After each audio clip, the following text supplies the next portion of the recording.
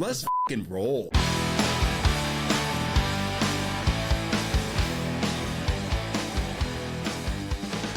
All right, everybody, welcome back. You're listening to the Salty MF Goat. I'm Brad Banyas. Today we have an amazing guest that was a firefighter, construction guy, paramedic, turned into Flipping Boston, a show that was on A&E for years, a grazing guy. Dave Seymour with Freedom Venture is here to talk to us.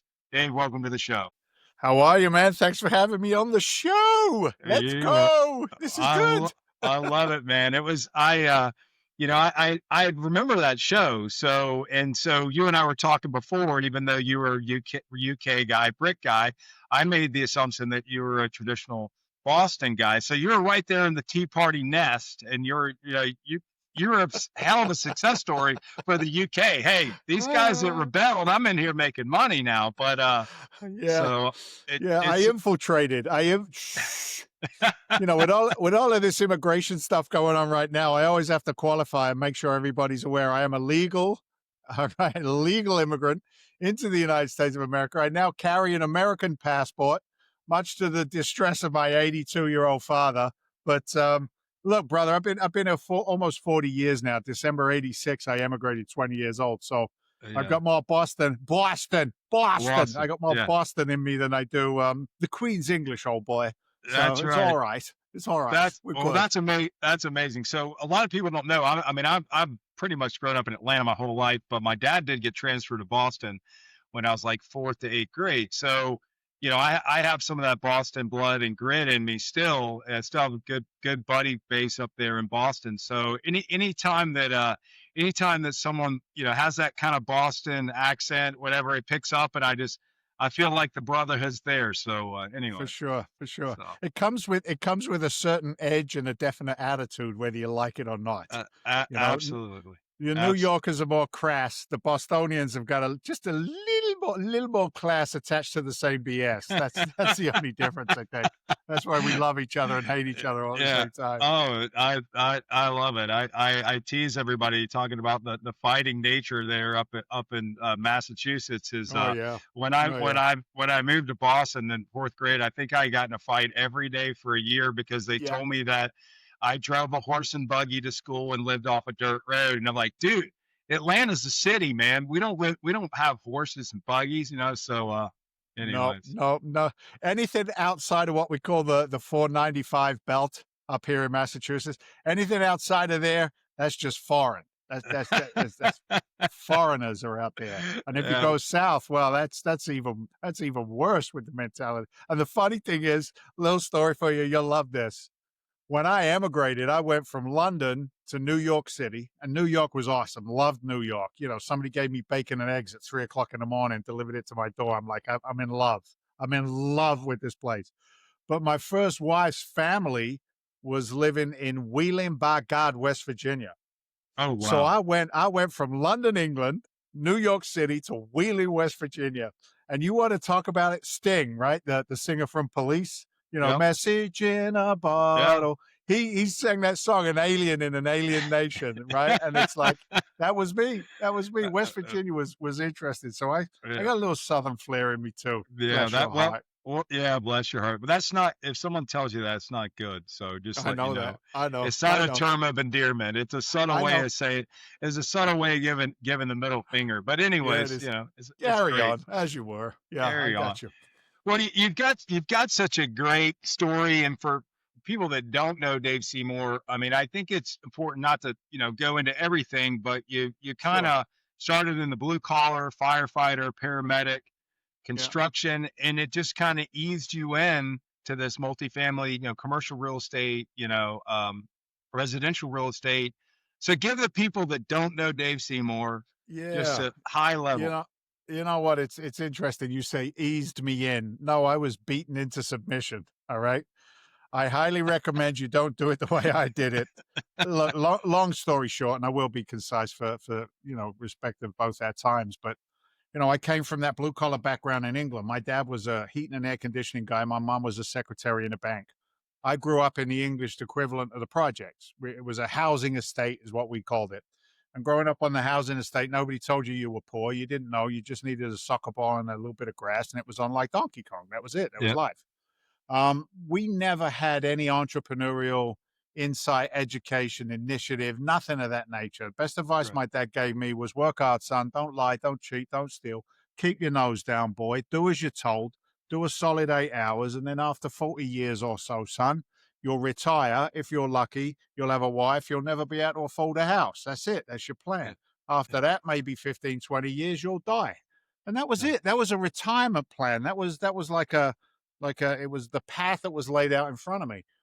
So when we talk about finance, we talk about entrepreneurship. I was at less than zero. Yeah. I didn't understand anything about money. And I brought that ignorance, that financial illiteracy with me from England to the States. And then I come here and it's like Disneyland, brother. It's like Yeah. you can spend more money than you earn. You can all your time and effort is keeping up with the Joneses, right? Throw it on a credit card. MasterCard and Visa became my very, very best friends. And you pay a price for financial ignorance and illiteracy. Yeah. The blessings I did have along the way were the fact that a buddy of mine said to me one time, he said, Dave, why don't you get a good government job? I'm like, Yeah. why? He goes, well, you got a pension, son. You'll be all set. Yeah. And I was blessed to land a job with the fire department here just north of Boston, a city called Lynn, Massachusetts. Yeah. Lynn, the city of sin. You never come out the way Yeah. you went in. And it was chaos. It was on the edge, right? It was Yeah. about 250,000 population. We had the downtown, drug and gangbanger areas. We had the more affluent areas. We had a little bit of beach along the Massachusetts coast, and I loved it. I loved it. I Yeah. loved the chaos. I loved the flippers and the floppers. I loved being the first one in and the last one out. I loved the camaraderie. I loved the brotherhood. I did not like the politics. But again, with financial illiteracy, sick as a dog with money, bro. I mean, it was Yeah. like, okay, I couldn't make ends meet, so I got to get a second job, which was construction. Started a little construction business. Then I got to get a third job, nights and weekends, working retail security, Oh, stop and wow. shop police, bro. It Yep. was crazy.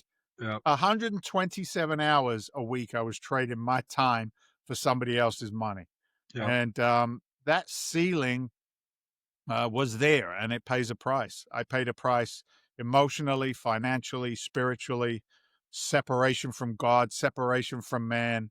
In January of 90, I got sober. I was 23 years old. And during that tough time of my life, it's the closest I came to picking up a drink now in the past 35 years. Yeah. And I'm like, what's going on? And I prayed and I prayed and I prayed and I prayed and I screamed and I shouted. And I tried to have a rumble with God. I tried to tell him what the rules were. And I'm like, I need answers. And Yeah. The culmination of that whole story up until that point was I was sitting in my F-250 pickup truck, covered in concrete dust and garbage and sad, broken. My house was in pre-foreclosure. My wife was at home with my two young sons. And I'm like, God, you got to figure this out. I'm done. I got nothing left. I got nothing left. Give me an answer. And I'm praying on it. And I get nothing. There's no like bolt of lightning. There's no Yeah. whisper in the ear. There's none of that. I turn the ignition on in my truck and BZ radio, WBZ radio, commercial came on the radio.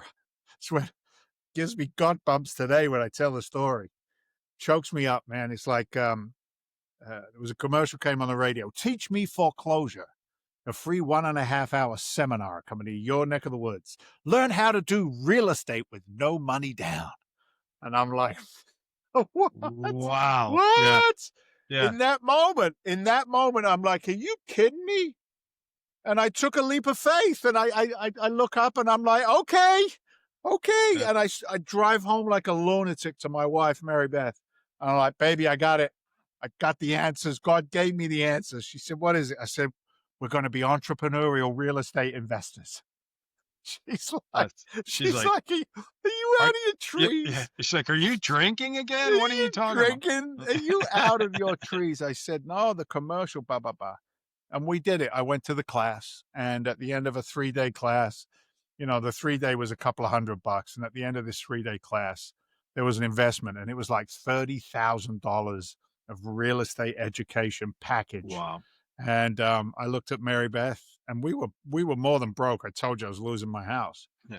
I looked at Mary Beth and I said, "What do you think?" She said, "What do you think?" I said, "I can't keep doing what I've been doing because I'm going to keep getting the same results, babe. I Yeah. have to try something different." And she changed my life that day, because what my wife did for me that day was she said to me, "Go get him, killer." She said, "I'm proud of you." She said, "I love you and I'll support you in whatever it is that you want to do." That's awesome. And I looked at her and I said, "I'm so glad you said that, baby girl, because I maxed out my credit cards. We got to use yours." And Uh, when I tell that story today, she became my first private lender. That's the yeah. way I described it. But Yeah. She. within 8 months of that class, my wife was able to leave the nursing career that she had. She was a labor and delivery nurse, and she raised both my boys and was able to stay home. And it was real estate and that commitment that I made that day to God and to my family that really put me on that path. So that's the short version. There's a lot of stuff Yeah. going on inside of that. That was pretty good. It was only 10 minutes. That was Worked it. awesome. That's awesome. Yeah. Well, I mean, so obviously God works in mysterious ways, Yeah, and now here you are, whatever, 40 years later, with yeah, basically a private equity yeah, firm that's a real estate firm. So yeah, he put you on the right path. So like today, Freedom Venture Investments. yeah. Just explain what it is, Yeah, yeah, what yeah. you're Look, doing. Freedom Venture was the result of pretty much the COVID crisis. So, as a residential plus a small multifamily investor, really good at that TV show, all the Yeah. stuff you talked about, that was great. But when we went into 2020 into the COVID chaos, um, I've always been on the lending side as well. I've been a private lender, hard money lender. I've raised capital to do smaller deals. I've always been in the game at some capacity or another. But when COVID occurred, it was a pretty scary time because all of the education environment that I later became a teacher and a mentor in and a coach, all of that went away. Like that, Right. that was always a great way for deal flow, for relationships, because I'd stand on stages all over the country, and all of that just ended overnight. And as did my lending business. My lending business went out of business overnight because I was no longer using these lines of credit from Wall Street, non QM loans, turning over loans, lending money to flippers and smaller investors. That whole business, like all my businesses, all went away in like 24 hours. And again, it's a moment of prayer and reflection. So long story short, again, I reached out to a couple of compadres, guys that I respected in the business and in the industry, and I said, "What's next?" And I connected with my CIO down in Florida, a gentleman by the name of Walter Novicki, about the same age as me, been through a couple of cycles, seen some stuff, ex-military. Walter worked with a group of guys who did things that you can't talk about in the military. Yeah. We know a And few of those. so we had a connection there, which I think was pretty pivotal for where we are today. Was my experience as a firefighter and a paramedic, and Walter's experience in the military. We would look at each other quite often and say, "We know what a true emergency is. We know what a true crisis is. Everything else is conversation and then solution, right? Right. Conversation, identify the problem, find the solution, and then execute, execute, execute."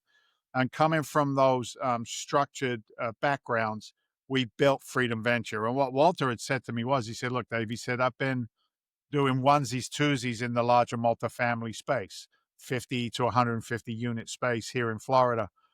He said, "Why don't we let's leverage that guy from the TV show, that dude. Let's leverage him and see what we can do to raise some capital." And that put us in a position to raise capital and take down some larger deals and begin to underwrite and structure and systematize what it is that we do in the multifamily arena. So where we're at today is what I was explaining to you before. The pipeline has always been robust. Um, it doesn't matter how much capital you have access to, you're always going to need more. I don't care who Right. you are. Ask Right. Elon Musk, even he can tell you Yeah. that. Yeah. So we looked at the scenario and we said, where are we at today? Right, end of 25, going into 26, and what we saw was there was so much um, uh, underwritten deals during that COVID time with that influx of the Biden bucks, right? Biden and that administration just dumped and printed so much money and smashed it into the market that everybody was buying everything, no matter whether it made sense or not. Well, now the loans backing up those decisions are coming due. The interest rates, as we know, have changed. The landscape is so dramatically different to what it was 5 years ago. Well, that's massive opportunity for us. If Yeah. you're now loaded up and ready to go, if you've got an army or a team that understands the industry, then it's time to execute because this paper's coming. And when I Yeah. say paper, I'm talking about distressed assets, distressed notes. Yeah. People you can't make the deals work anymore. You can't pencil them out. So we started Legacy Alliance, which is the education brand of who we are today. And Legacy Alliance works in tandem with Freedom Venture. Freedom Venture is the private equity firm, Yeah. private equity money coming in. Our investors have an expectation of a 2 to 2.5 equity multiple on their capital. 5 years ago, I would have told you 3 to 5 years to recoup that. I'll tell you the truth today. Today, it's 5 to 7 years to recoup that. It's going to Yeah. take a little bit longer. We got a longer trot. But where do you want to park capital in this environment? You want to ride the roller coaster of the stock market? If you do, God bless you. It's not my wheelhouse. But if you want to do what the Rockefellers have done, which all the wealthy families have done throughout history here in the great country that we live in, they park it in real estate. They say, okay, it's an inflationary environment. Where can I do well? Let me get capital into a commercial real estate asset. So that's where we focus. We focus on teaching people how to do it, potentially partnering with them if the deals make sense. They'll invest a couple of grand in themselves, not the 30,000 I spent, a couple of grand in themselves, right? Well, that $2,000 investment they make in themselves is skin in the game, Yeah. right?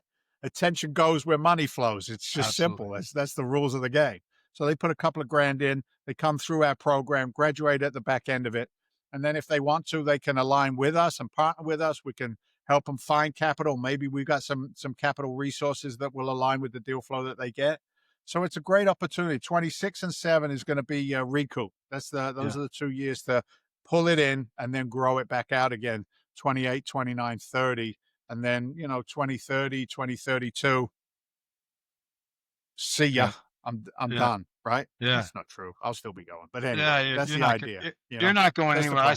I No. saw in your book, Inflation Nation, though, Yeah. and Yeah. that just I don't know. I'm one of these guys. About the Fed and quantitative Yeah. easing and all that. I always paid attention to that. I don't know if you ever read the book, The Creature from Jekyll Island, but it's about the Federal I Reserve. did. You got to read that book I if you haven't. did. I have You read know, it. Yeah. I mean, Yeah. so when you start getting into things like that, Dave, like it like strikes my my interest. Yeah, but you know why? Here's the thing. You and I it strikes our interest. Let's just be frank. What population has no freaking idea what we're talking about? Right? How Oh, big? It's such a small amount of people. And you yeah, know why, brother? Because I cannot compete. I cannot compete with Schwab. I yeah. cannot compete with Fidelity. Just follow the green line, numbnuts, and everything will be fine. Give us your money. I can't. I don't have the marketing budget, brother. Darn it! Right? Well, well, it's funny. So I've bought that book 15 times and given it away and Yeah. said, "Hey, I want this book back. Like I'm not Yeah. giving it to you. Read it and Yeah. give it back to me." You 15 ain't getting it back. times over the You ain't last getting it back. 25 years. People just, like I said, when you can print money and people, they don't Yeah. understand what causes inflation. Yeah. So, Yeah. Yeah. There was a but PBS special. The heck was the name of it? Can you afford to retire? It's old. It yeah, was 96, 97, maybe a little later than that. But they interviewed Jack Bogle. And Jack Bogle, yeah, as you know, was founder of Vanguard, which was the lowest fee structure there is in mutual fund investing, which is pretty much where every 401k is in a yeah, mutual fund somewhere. And even Jack Bogle, he said, why would you put up 100% of the capital as the investor, right? Take 100% of the risk and walk away with 30% of the profit. Because those are the numbers when you look at them. Those yeah, are the numbers. And what people yeah, never, ever, ever, ever look at is the compounding cost of a fund structure like that. They always absolutely. they talk about compounding returns. Oh, I get 7% every year. Really? Then let's do the math on a 7% return on your capital year over year over year for 20 years. Yep. Let's see if that's true. And the numbers never jive, and they don't know Yeah. why, because nobody understands the rules of the game. It's interesting. Absolutely. It's I, interesting. I love that you're out there educating people. Like, 8 out of 10 people won't listen, but For sure. you're out there doing it. So what since I'm in the Southeast, Yeah. you guys are kind of in the mid market, building in that kind of area. So what so much do you guys love about the Southeast? It's always been the demographic and the data. I don't even like saying the word data because it's not my wheelhouse. I got data Right. guys, right? I've got Yeah. guys who look at the numbers and they say, okay, this makes sense and this makes sense and this is why. So it's always population growth, Yeah. rent growth. It's all of those driving underlying factors. It's huge now is geopolitical friendliness. Yeah. Love them, hate them. I don't care if you're on the left or always on the right. I have a responsibility for my investors. So I want to be in an environment where my money works with as much velocity as possible. Right. So where is that? Well, unfortunately, it's not New York anymore. Yeah. It's not Boston. It's those southern states. It's those states where freedom means something. And Yeah. in those markets, we're able to focus and identify what we call the middle market. So we like to supply housing for workforce housing. Now, not low income housing, as we would call it, maybe up here in Boston or Section 8, anything of that nature. We're talking about the middle market. I'm talking about police and firefighters who can't afford a house anymore because the Right. price index is ridiculous, right? We're talking about small business owners, your landscapers in Florida, Yeah. the medical field, the nurses, right? Yeah. The assistants. All of those people need clean, decent, affordable, safe housing. So we like those indicators. We like Yeah. those driving factors. And when we start looking at those, we can pinpoint, tertiary and some secondary, even that's kind of overpopulated now, but some of those tertiary markets, because what happens is if we start with an MSA like this, we then go into that secondary market. Well, that gets absorbed and full. And they're like, well, what are we going to keep fighting in there? No, let's come out a little bit more. What Yeah. else do we have? What else do we have? What's the drive? So we're looking for new hospitals, new airports. If you go down to Fort Myers Airport is blowing up Yeah. because of the amount of growth that's going on down there. So Yeah. those kinds of visual indicators supported by data get us excited, and those are the areas where we'll either rehab and reposition, or we'll try and get some dirt and get it through permitting. But those are the things that get us excited. That's great. Yeah. Well, Yeah, I mean, it's needed. I've got four sure. kids that are from 33 down to 20, and trying to find affordable housing anywhere where when I was a younger guy, I bought my first house like $107,000, you know Yeah, 3 bedroom, 2.5 baths, yeah, acre, and it was amazing, and my kids are like, yeah, I can't get in for under $700,000. yeah, yeah. it, My it's son is 30. My oldest boy is 30 years old, right? yeah. I got a 13, 16, and 30-year-old. And my oldest boy, Robert, smart kid. He works for Moody's, Yeah. the finance company, and he's a computer kid, as is Yeah. his beautiful wife, Ellie.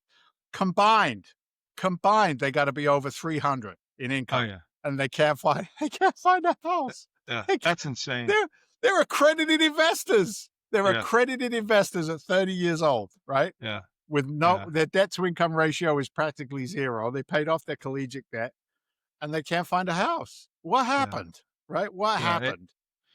Well, we printed a shit ton of money in Thank in you. a That's what happened. in a time Yeah. of about 7 to 8 years, like Yeah. Yeah. 75% of all the money ever Yeah. printed. You're right on it. That 78% was printed in the last 6 or 7 years. that's insane. Yeah, there's a lot Isn't of people that? that aren't going to like this conversation, by the way. But hell, No. whatever. No. But here's the thing, right? Watch this. This is so good.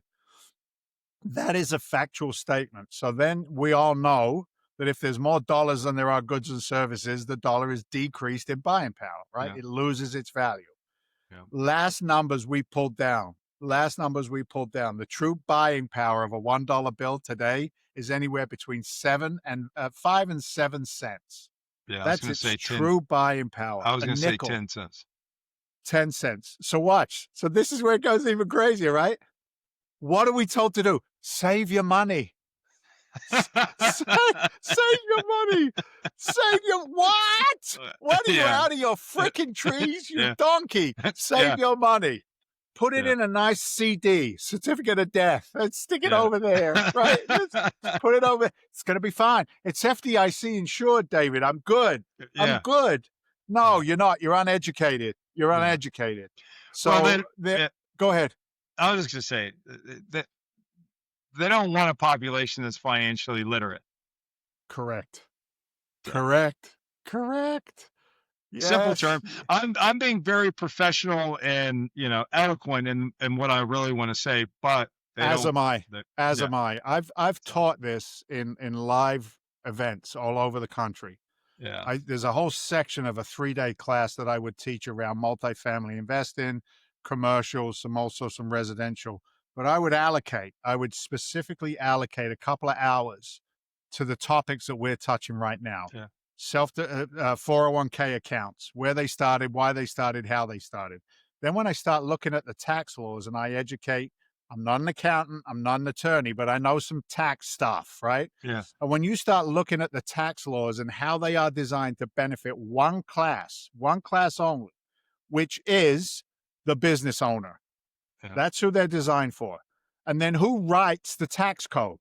Oh, the politicians, right? Yeah. So the politicians write the tax code. Oh, and by the way, do the politicians also have businesses or affiliated with businesses Yeah. or influences of businesses? You cannot deny it. You don't have to go 20, 30,000 levels deep. You don't have to go on the dark web.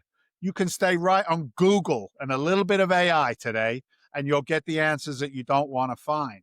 Absolutely. And when I start it's like a proctology exam is it is what they're into. Yeah. Yeah. Look at So Nancy Pelosi and NVIDIA. Just look at that. Take a look at Nancy Pelosi and what she's worth today in NVIDIA. Listen, brother, watch what you know this. I'm like talking to my people. Yeah, absolutely. This is what it's all about, though. Because if there isn't some element of rage, right? If Yeah. there isn't some element of who's got their hand in my back pocket, if that is not felt, then the motivation to do something different does not occur. Then And- you can stay stupid. You can stay stupid. It's okay. We got a guy from the UK fucking for your taxes, for God's sake. What a wraparound. What an awesome wraparound. I love it. And we've got the Declaration of Independence behind, so Right let's do behind it. you on Yeah. the wall. Look, it's Yeah. it was an eye opener. It really Yeah. was. I would sit Absolutely. in the firehouse, okay? And any firefighter who listens to this podcast will understand exactly what I'm talking about. As a union firefighter, a union, right? A union of brothers, AFL-CIO, truckers, iron workers, union brothers, a lot of love, a lot of respect. Up until I tried to do more. And now I'm the bad guy because I want to do more. Now, whether I want to do more for my family, whether I want to do more for my finances, my community, my faith, my church, whatever, I'm now separating from the masses. What are you doing? Dave, you're on a what? You're on a TV show? Who the hell do you think you are? What are you, Donald Trump? You're a firefighter. You stay in here with us. Yeah. Don't you dare leave. Yeah. Don't where you going? You can't leave. You know what I Yeah. mean? It's like that mentality serves only one group, and it's not the Absolutely. mentality or the working class that create it. It serves the next level up the pipe.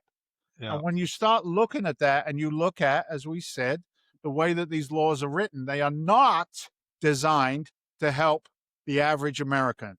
They are designed to compartmentalize them, to crush them, and to put them in what's now called the sandwich generation. And the sandwich generation is that 35, 40 to 55-year-old American family that cannot take care of their kids and cannot take care of their parents unless they're all living under the same freaking roof. Yeah. So they're now sandwiched in, which the government is now seeing, and they're still making freaking money on it because now there is a law, as I'm sure you're aware, that says any house can meet a certain amount of square footage criteria, and we can now have an ADU, an attached dwelling unit.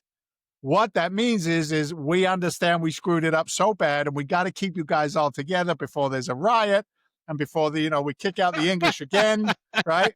So we're going to give you this cute little ADU law, which for guys like us gives us another avenue as business owners and entrepreneurs to profit from these kinds of laws that come down. I'm not a smart guy, brother. I'm not. But I look at the landscape.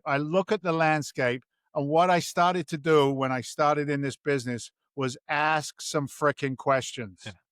Ask questions. And if the answers don't make sense, then ask another question and another question until I get there.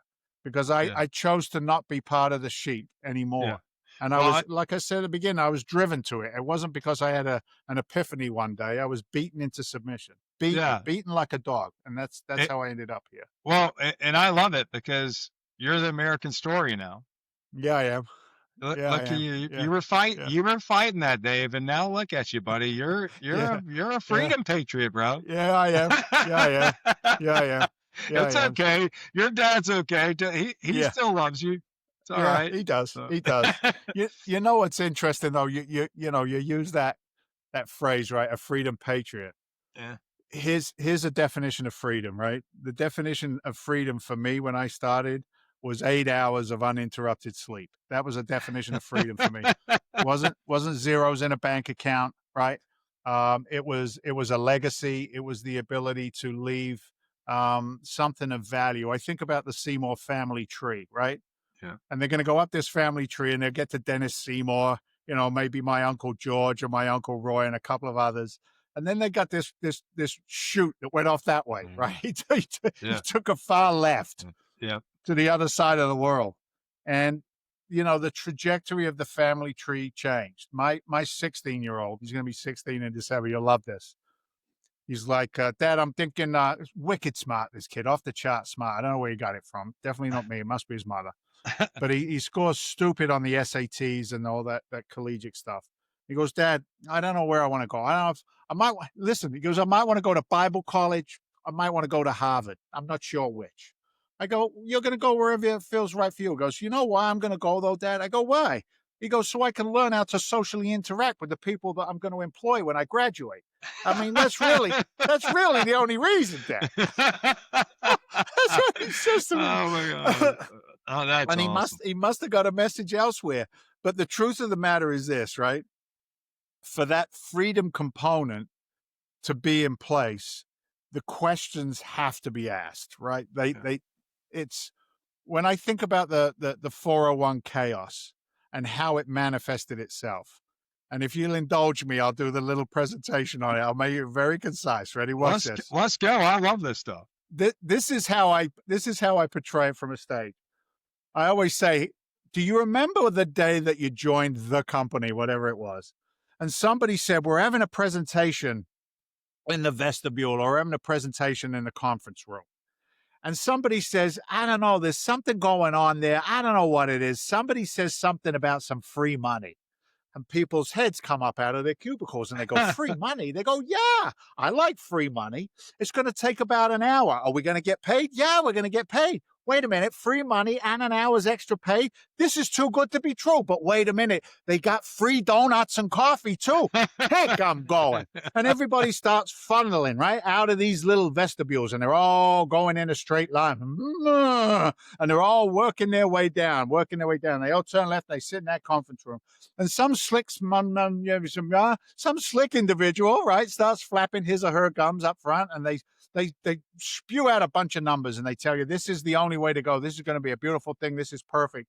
And they talk about medium, low, and high risk investments. And they then look at your age group and they say, this is for you, you, and you. And everybody goes, well, if Bob's doing it and Fred's doing it, that must be good. I'm doing it. And where's the free money? Well, that's a company match. What? Yes, a company match. You want to have as much of your money go into your 401k as the law will allow. Because if you do that, the company will match it. Oh, I'm going to take the man's money and put it in my retirement account. Let's go, baby, go. And what nobody ever told you was, The fee structure inside most 401ks will eat away at your compounding returns. They'll give you a chart and they'll show you some really great numbers. And if you pay attention, I think the really, really good number is if you stay invested for 101 years. That's a Yeah. really nice, that's Yeah. a really That's right. nice That's right. number. That's right. They put that one on there. And then what they never do is they never show you what the real numbers are with regard to the fee structure, management fee, asset management fees. They got I could pull up my list and we just laugh and get Yeah. aggravated all day long. But the truth of the story in that is nobody asks a question. It's almost like why when cows go to the slaughter, isn't there just one cow in that line that looks up the front of the line and says, well, what's going on up there? Yeah. What is that? And they never seem to veer because the marketing is so loud, the message is so perpetuated over and over and over again. We are a product of the environment in which we live in, period. End of chat, right? Yeah. End of chat. It's just fact. Yeah. How do you break out of that? I broke out of it through depression. I broke out of it through destruction, right? That's how I was kicked out. I was kicked out of it. But some people will just suffer the death by 1,000 cuts. And then look, I've seen it firsthand. A retirement account and a retirement plan that is not right, that is not precise, leads to 40-to-1 ratio of old people dying in beds with one person that's supposed to support them.